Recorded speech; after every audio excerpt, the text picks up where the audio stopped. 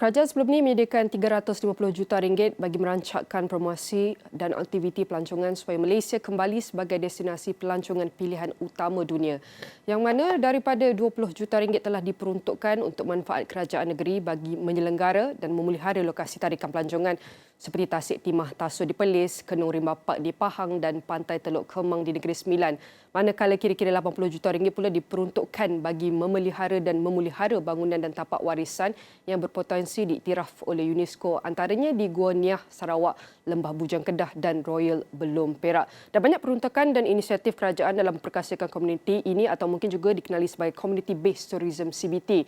Dan fokus pada ketika ini adalah untuk meneliti ketersediaan komuniti setempat ini untuk menggalas tanggungjawab ini serta melihat apa lagi cabaran yang perlu diatasi. Saya mempersilakan tetamu kita yang bersedia di Google Meet, Pensyarah Kanan Sekolah Perniagaan dan Ekonomi SPE UPM, Dr. Anusya Subramaniam. Saya nak ucapkan terima kasih Doktor kerana sudi meluangkan masa bersama kami pada waktu ini. Doktor, sebagai permulaan, mungkin boleh kongsikan apa itu komuniti mampan dan siapakah yang terlibat sebagai sasaran dan hubung kait dengan Community Based Tourism CBT ini? Baiklah, terima kasih saudari wartawan. Sebagai permulaan, komuniti mampan merupakan entiti yang tidak hanya fokus pada pertumbuhan ekonomi tetapi juga memperhitungkan kelestarian alam dan kesejahteraan masyarakat. Dan sasaran komuniti mampan termasuklah penduduk tempatan, pemimpin komuniti, sektor perniagaan, kerajaan dan NGO yang bertanggungjawab terhadap pembangunan holistik. Pembangunan komuniti mampan bertujuan untuk mencipta keseimbangan yang berterusan antara aspek ekonomi, sosial dan alam sekitar. Sebagai contoh, apa itu komuniti mampan? Contohnya melibatkan pemeliharaan dan pemeliharaan sumber alam seperti paya bakau untuk memastikan keseimbangan ekosistem.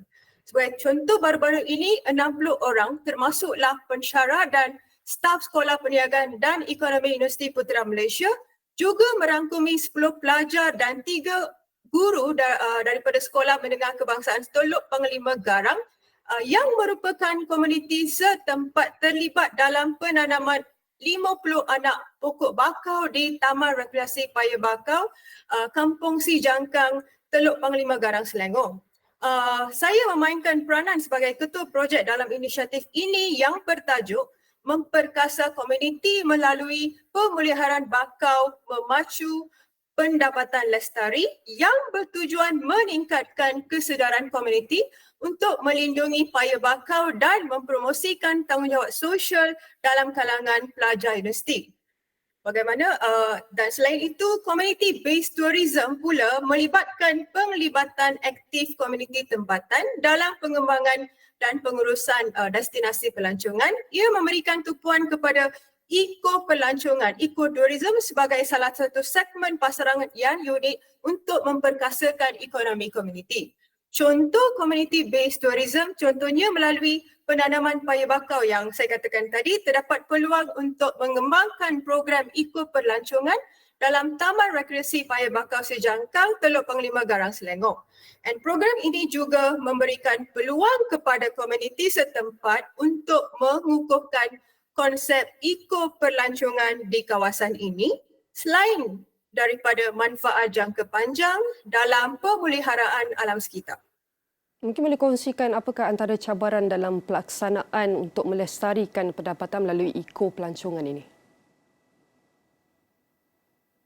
Okay, dari segi keutamaannya, pemanduan komuniti mampan memberikan manfaat jangka panjang kepada penduduk tempatan, termasuklah peluang pekerjaan, pendapatan tambahan dan pemeliharaan budaya setempat.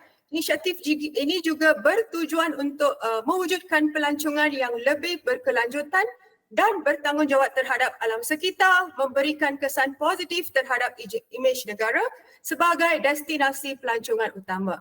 Contohnya, penanaman paya bakau yang saya sebutkan tadi bukan hanya memberikan manfaat ekonomi kepada komuniti tempatan melalui penglibatan dalam aktiviti-aktiviti pelancongan, tetapi juga merangkumi aspek ekonomi dalam konsep komuniti mampan. Penanaman paya bakau tidak hanya menyokong kelestarian alam tetapi juga memelihara warisan alam dan budaya tempatan yang boleh diintegrasikan dalam pengalaman pelancongan untuk meningkatkan keunikan destinasi. Selain itu, penanaman paya bakau ini bukan hanya membantu melindungi bakau tetapi juga meningkatkan mata pencarian mereka yang tinggal di kawasan tersebut. Walau bagaimanapun ada cabaran yang mereka hadapi, yang akan dihadapi, yang kalangan komuniti hadapi, terutamanya dalam menyeimbangkan pertumbuhan ekonomi dalam kelestarian alam.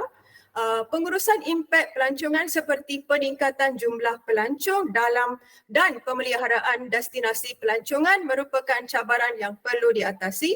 Dan satu lagi cabaran penting adalah memastikan maklumat manfaat pelancongan disebarkan secara adil kepada komuniti tempatan dan tidak hanya kepada pihak tertentu. Baik, itu Sebagai contoh dalam perkongsian, konteks penanaman paya bakau.